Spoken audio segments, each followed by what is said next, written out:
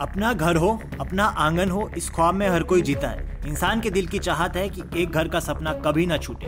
बाबा का बुलडोजर बहुत सुना होगा आपने, अब नहीं चलेगा। देश की सर्वोच्च अदालत ने यह फैसला सुनाया है। अदालत ने लोगों के घर गिराए जाने को असंवैधानिक बताया है। इस फैसले में सर्वोच्च अदालत ने कई मुख्य बातें सामने रखी, जिसमें गंभीर अपराधी के खिलाफ भी बिना नियमों का पालन किए कार्रवाई नहीं की जा सकती।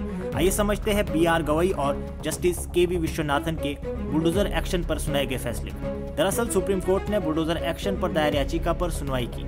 इस मामले में बुधवार को दिए गए फैसले में कहा गया कि किसी के भी घर को उजाड़ा नहीं जा सकता है। सुप्रीम कोर्ट ने अपने आदेश में कहा कि संविधान में दिए गए उन अधिकारों को ध्यान में रखा जाए जो राज्य की मनमानी कार्रवाई से लोगों की सुरक्षा प्रदान करते हैं। कोर्ट ने स्पष्ट तौर पर कहा कि कानून का शासन यह सुनिश्चित करता है कि लोगों को यह पता हो कि उनकी संपत्ति को बिना किसी उचित कारण के छीना नहीं जा सकता है। कोर्ट ने कहा कि अगर सरकारी अधिकारी कानून को हाथ में लेकर इस प्रकार का एक्शन लेते हैं, उन्हें जवाबदेह बनाया जाएगा।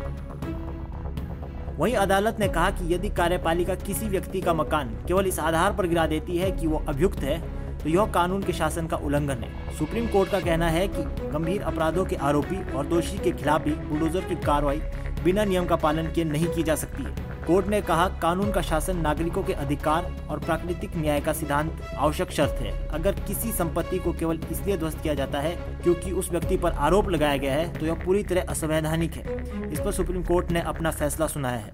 That first you have to give a notice before demolition exercise takes place. That notice is to be pasted at the house that is sought, or the property that is sought to be demolished, as well as the notice is to be sent to the district magistrate so that there is no backdating of the notice.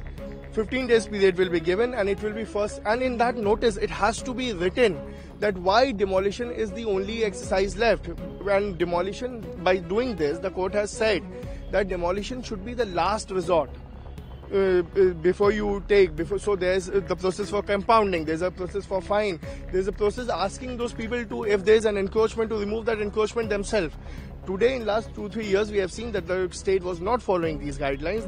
This is the law, this is the reiteration of the existing law, except for the part where the DM is to be notified, where the name of the officials are to be mentioned in the report at the time of demolition. All of it is the reiteration of the existing law.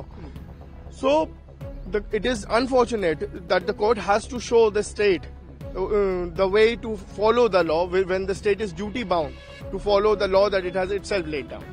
मैं सर्वोच्च न्यायालय के इस निर्णय का स्वागत करता हूं, अभिनंदन करता हूं, जिसमें उन्होंने अवैधानिक माना है, गैर कानूनी माना है, इलीगल माना है इस बुलडोजर एक्शन। बुलडोजर पर्याय बन गया था राजनीतिक हथियार के। ये नेचुरल जस्टिस का खिलाफ मेरी समझ में नहीं आता। अभी ट्रायल हुआ नहीं, कोई दोषी ठहराया नहीं गया, और आप उसके घर की छत या घर या प्रतिष्ठान समाप्त किया। मान लीजिए वो दोषी भी हो जाए, तो उस घर में रहने वाले माँ बाप, बच्चों का क्या दोष जो उस छत के नीचे रहे। ये पूरी तरीके से भारत के संविधान के खिलाफ था। कांग्रेस पार्टी कह रही थी, लगातार मैं कह रहा था, और आज सुप्रीम कोर्ट ने वही फैसला दिया।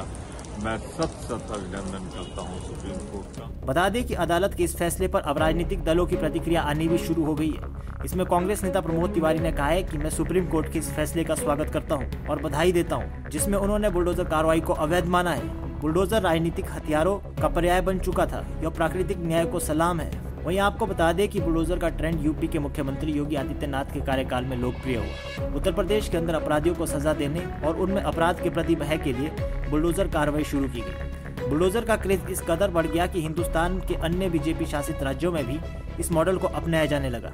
आज सुप्रीम कोर्ट ने इसी बुलडोजर मॉडल पर अपना फैसला सुनाया है, जिससे बुलडोजर कार्रवाई और तथाकथित त्वरित न्याय को झटका लगा है। बहरहाल देश में बुलडोजर कार्रवाई अब नहीं हो पाएगी। इसके लिए नियमों का पालन करना होगा।